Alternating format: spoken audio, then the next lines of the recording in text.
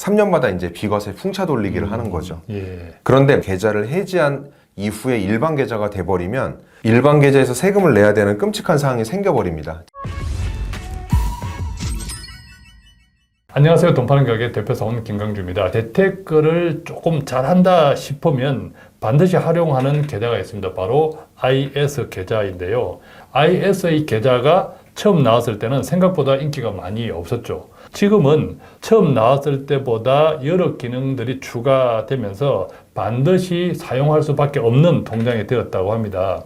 그런데 많은 분들이 이 같은 혜택을 잘 몰라서 아직까지 활용하지 못하는 분들도 있다고 하네요. 그래서 오늘은 연금부자 1타 강사 돈 걱정 없는 우리 집 지원센터 이재문 팀장님을 모셨습니다. 안녕하세요. 네, 안녕하세요. 오늘은 대표님께서 말씀하신 대로 ISA 계좌의 다양한 혜택과 똑똑한 활용 방법에 대해서 제가 여러 가지 팁을 준비했습니다.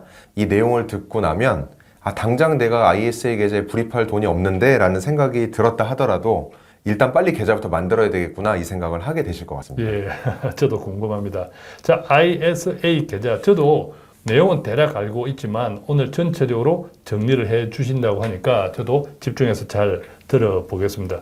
먼저 ISA 계좌가 정확히 무엇인지부터 기본부터 한번 짚고 넘어가죠. 네, 대표님 그 전에 재형저축이라는 말 들어보신 적 있으시죠? 아주 오래되었죠, 그죠? 예. 그때 직장인들이라면 가장 입사해서 첫 월급 받을 때 항상 먼저 개설했던 통장이었죠. 네, 맞습니다. 저는 이제 ISA 계좌를 지금 시대의 재형저축 통장이다 이렇게 좀 비교해서 설명드리곤 하는데요. 예. ISA가 좀 풀어 써보면 제 영어 못하지만 Individual Savings Account, 영어 한국어로 풀었으면 개인 종합자산관리 계좌의 줄임말입니다. 쉽게 말해서 내 통장 안에서 주식, 펀드, 채권 등의 이제 다양한 자산들을 모든 금융상품에 투자할 수 있는 만능 통장이라고 저는 말씀 좀 드리고 있고요.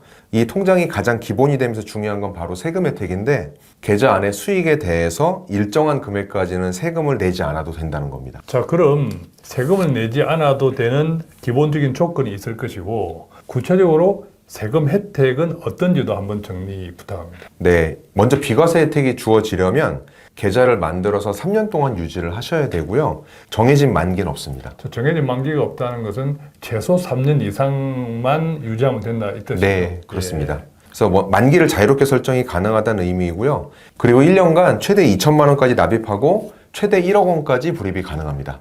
1년에 최대 2천만 원까지 그리고 최대 1억 원까지면 최소 만기가 3년이니까 5년을 채우면 그 금액이 되네요. 그랬을 때 비과세 혜택은 어떻게 돼요? 비과세 혜택은 일반형이 그 운용한 수익금에 대해서 200만 원까지고요. 서민형은 400만 원까지가 비과세 한도입니다.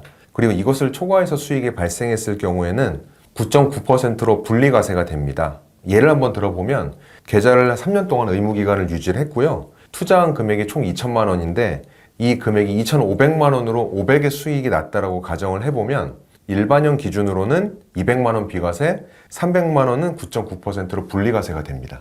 분리과세가 된다는 것은 이 분리과세된 수익금이 예컨대 금융소득 종합과세나 이런 데 아무 영향이 없다. 네, 별도로 간다는 뜻입니다. 예, 그것도 상당히 장점이네, 그죠? 네. 그런데 만약 서민형을 가입했으면 400만 원이 비과세가 되고 100만 원이 분리과세가 된다는 뜻인데 앞서 2천만 원 원금에 2,500만 원에서 500만 원을 벌었다면 네. 그런데 서민형은 어떻게 만드나요? 서민형을 포함해서 전체적으로 제가 가입 자격을 좀 안내를 드릴 텐데요. 일단 만 19세 이상이면 누구나 소득과 상관없이 일반형 ISA는 만들 수 있고요. 서민형을 만들기 위해서는 직전 연도 근로소득이 5천만 원 이하이거나 종합소득이 3,800만 원 이하여야만 가능합니다. 그닥 높은 소득은 아니다, 그죠? 네. 예. 그리고 소득이 없는 경우에도 그냥 가서 ISA 계좌를 만들게 되면 일반형 ISA를 만들어주다 보니까 소득 확인 증명서에 소득이 없다는 것을 필수로 제출해야 서민형 ISA를 만들 수가 있습니다. 자, 그러면 만 19세가 안 되면 못 만든다는 말인가요? 제가 조금 전에 만 19세로 말씀을 좀 드렸는데 실제로는 만 15세 이상부터는 가능합니다. 그런데 만 15세부터 19세까지는 작년에 근로소득이 있어야 됩니다. 그래서 마찬가지로 근로소득이 5천만 원 이하면 가능한데 종합소득, 그러니까 사업소득은 또 안 됩니다. 19세 이하가 사업소득이 있다는 것은 쉽지는 않아요, 그죠? 네, 그렇습니다. 마지막으로 많진 않겠지만 농어민형 ISA도 있는데요. 직전 연도 종합소득이 3,800만 원 이하면 가입이 가능합니다. 서민형 ISA 계좌 개설은 은행이나 증권사 지점에 소득을 증빙할 수 있는 서류를 지참하며 만들 수 있고요. 최근에는 휴대폰으로도 서민형 ISA 계좌 개설을 지원하는 곳도 있으니까 한번 알아보시면 좋겠습니다. 자, 그런데 서민형이 혜택이 좀 많은 거잖아요. 네. 이것을 모르고 내가 서민형으로 가입할 수 있는데 이미 일반형으로 개설했단 말이에요. 그러면 다시 가입해야 하나요? 아닙니다. 서민형으로 전환이 가능합니다. 그러니까 이미 가입했다고 하더라도 가입 당시의 그 시점이나 아니면 만기가 돼서 연장하기 직전 연도의 소득이 ISA 서민형 기준을 만족하면 서민형으로 전환이 가능합니다. 바로 직전에 ISA 계좌 개설에 대해서 제가 말씀을 좀 드렸는데 요새 이제 일부 증권사들을 실제로 이제 개설을 해보니까 일단은 일반형 ISA를 개설을 하고 난 뒤에 서민형으로 전환하는 형태로 또 가입을 시켜주는 곳도 있더라고요. 그래서 이런 방법을 알아보시고 서민형으로 전환이 가능하다는 점을 참고하시면 좋을 것 같은데 다만 한 가지 유의할 점이 있습니다. 가입 전에 3년 동안 단 한 번이라도 금융소득 종합과세에 해당이 되었으면 가입이 불가합니다. 그렇군요. 금융소득 종합과세인 분들은 금융소득이 많으니까 예외로 하겠다 이런 취지인 것 같은데 그런데 소득이 별로 많지 않다가 어느 날 갑자기 일시적으로 수익이 많이 나서 세금을 내는 경우도 있잖아요. 그런 경우는 좀 억울하겠는데. 네, 이제 이런 부분, 지금 말씀하셨던 부분들을 정부에서도 알고 있어서 이런 혜택들을 좀 늘려주기 위해서 여러 가지 이제 제도 개선이 좀 이루어지고 있는데요.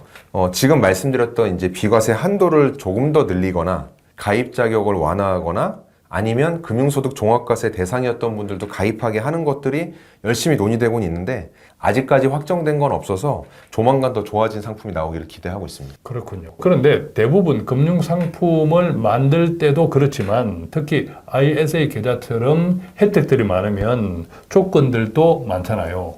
자, 그래서 지금까지 말씀하신 것만 잘 이해해도 ISA 계좌를 만들 때 특별히 어렵지 않게 만들 수 있나요? 그렇긴 한데 한 가지 정도는 고려를 조금 더 하셔야 됩니다. 그게 뭔가요? 계좌를 선택하실 때 어떤 종류의 ISA 계좌를 만들지 선택을 한 번 더 하셔야 됩니다. 자, 그러면 ISA 계좌에도 종류가 몇 가지가 있다는 뜻인가요? 네, 그렇습니다. 총 3가지가 있는데요. 그 3가지는 일임형, 신탁형, 중개형입니다. 그리고 그 외에도 국내 투자 활성화를 위해서 국내 투자 전용 ISA 계좌가 또 나온다는 얘기도 있는데 이것도 이제 앞서 말씀드린 것처럼 확정이 되지는 않았습니다. 그래서 각 종류에 대해서 설명을 좀 간략하게 드리겠습니다. 일임형은 금융회사가 알아서 운용해달라. 말 그대로 내가 일임하겠다. 이제 이런 형태입니다. 펀드나 ETF 등의 투자가 가능한데 전문가가 대신 운용하고 일임해서 증권사에서 위탁해서 하다 보니까 수수료를 일부 발생합니다. 그리고 두 번째는 신탁형인데 예금 적금이나 RP 같이 안전한 상품으로 투자를 하는 상품입니다. 신탁은 대부분 안전한 것들이 많죠. 네, 그렇습니다. 또한 이제 이 신탁형에도 신탁 보수가 별도로 책정이 되어 있고요.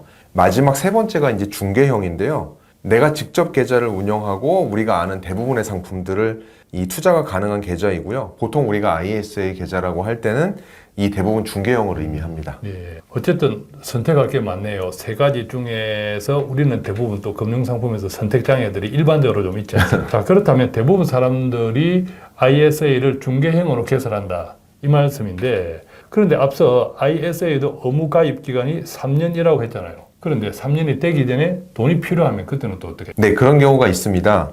비과세 혜택을 받기 위한 의무 가입 기간은 3년이고요. 3년 이후에는 원하는 시점에 자유롭게 해지가 가능한데요. 만약 급하게 돈이 필요해서 3년 이내에 해지를 한다고 하더라도 비과세 혜택이 없어지는 거지 특별히 불이익은 없습니다.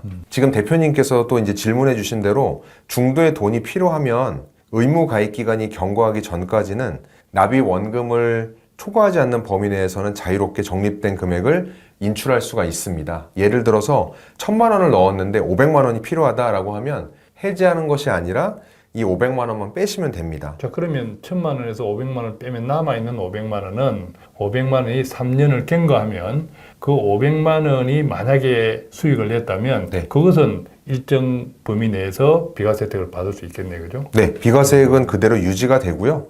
만약 의무가입 기간이 지났다고 하면 만기까지 가지 않는다 하더라도 별다른 불이익 없이 중도 해지를 할 수 있습니다. 그리고 만기가 도래했다고 하더라도 가입 기간을 또 연장하실 수도 있고요. 자, 이때 의무 가입 기간과 만기는 의무 가입 기간은 최소 3년이고 네, 만기는 그 이상의 기간을 내가 정했을 때 네. 그 뜻이죠, 그죠? 예, 맞습니다. 어쨌든 만기가 되기 전이라도 의무가입 기간만 넘겼다면 네, 혜택은 그대로 받을 수 있다. 맞습니다. 이렇게 이해할 수 있겠네요. 네, 그죠? 그렇습니다. 자, 그런데 조금 전에 말씀하실 때 해지랑 인출 어떻게 다른 개념인가요? 해지하면 비과세 혜택이 없어지는 것이고요. 해지는 통장을 없애는 겁니까? 네, 없애는 예. 겁니다. 그런데 이제 인출은 내가 불입한 원금 범위 내에서는 자유롭게 이제 꺼내 쓰는 개념인데요. 다만 이제 한번 인출한 것은 연간 2천만 원이라는 한도가 있다 보니까 그 한도를 다시 채워 넣을 수 없다라는 거는 좀 알고 계셔야 됩니다. 자, 그러면 만약 연간 한도가 불입 한도가 2천만 원이라고 하면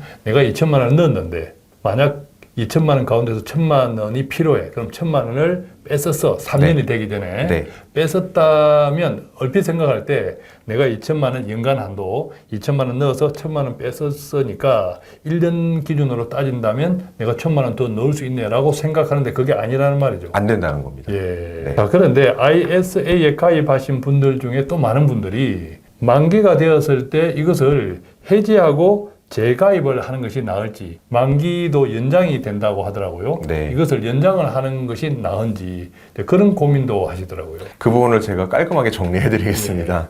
일단 의무 보유 기간이 3년이 지나면 해지하고 재가입했을 때 비과세 한도가 새로 생기는 거죠.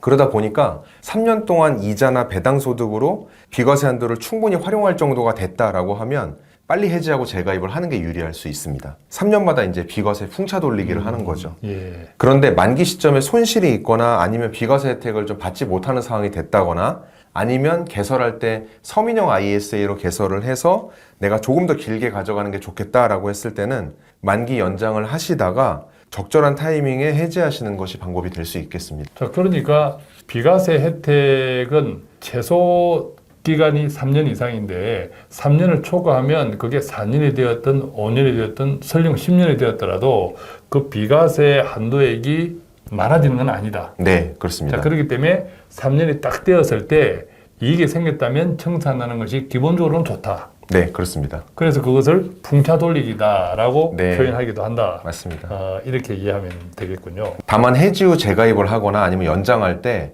그 사이에 금융소 종합과세 대상이 되었었다라고 하면 재가입이나 연장이 안 되니까 이 부분은 주의하셔야 됩니다. 예, 그렇군요. 오늘 ISA 계좌를 공부해 보는데 생각보다 배워야 될 게 많군요. 자, 그렇다면 마지막으로 어떤 것을 유의해야 하는지 하나만 짚어주신다면 무엇이 있을까요? 보통 해지를 하면 계좌가 없어지니까 돈을 꺼내서 다른 곳으로 옮겨야 된다 이렇게 생각을 많이 하시는데요. ISA에서 해지라는 의미는 이 비과세 혜택이 없어지고 일반 계좌로 전환이 된다는 의미입니다. 그래서 이 부분에서 실수를 하시면 안 되는데요. ISA 계좌 안에서 이자나 배당 그리고 투자한 차익에 대해서는 세금이 비과세가 되는데 국내 주식이나 국내 주식 ETF의 경우에는 ISA 계좌와 상관없이 원래 차익에 대해서 세금이 없습니다. 예를 들어서 삼성전자를 5만 원에 샀다가 10만 원에 팔았다고 해서 그 5만 원에 대해서는 세금을 물지 않는 거거든요. 그런데 국내에 상장된 해외 ETF, 예를 들면 뭐 코덱스 S&P 500이다 라고 한다면 그 차익에 대해서는 배당소득세가 부과가 됩니다. 이렇게 장기적으로 매월 적립식으로 모아오신 분들이 ISA 계좌를 해지하기 전에 이 ETF를 팔지 않았을 경우에 문제가 생깁니다. 네, 그래서 ETF를 팔아서 세제 혜택을 먼저 챙기셔야 되고요. 만약에 이것을 팔지 않은 상태에서 계좌를 해지한 이후에 일반 계좌가 돼버리면 열심히 모아가지고 ETF 수익이 났을 때 일반 계좌에서 세금을 내야 되는 끔찍한 상황이 생겨버립니다. 지금까지 ISA 계좌를 열심히 유지했는데 이거를 유지할 이유가 전혀 없어져 버린 거죠. 예, 그렇군요. 그러니까 ISA 계좌를 만기가 되었다고 해서 통장을 없앨 필요는 없는데 네. 없애지 않더라도 만기가 되면 일반 계좌로 전환이 된다. 네. 자, 그것은 ISA 혜택을 못 받는 네. 일반 계좌가 되기 때문에 네. 그 안에 담겨 있는 상품이 있었다면 수익을 얻었다면 네. 일반 계좌로 전환되기 전에 틀어서 네. 비과세 혜택을 받는 것이 좋다. 그렇습니다. 예, 그렇게 정리할 수 있게요. 네.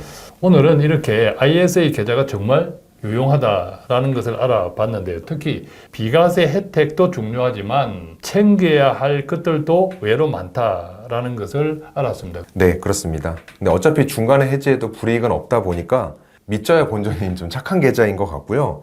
일단 개설부터 해 놓으시고 납입 한도도 이제 2천만 원이 매년 2월이 되니까 나중에 여유 있을 때 활용하셔도 됩니다. 특히 5, 60대인 분들의 경우에는 은퇴 준비와 연결해서 생각해 보시면 정말 유용하게 활용하실 수 있을 것 같습니다. 그렇군요.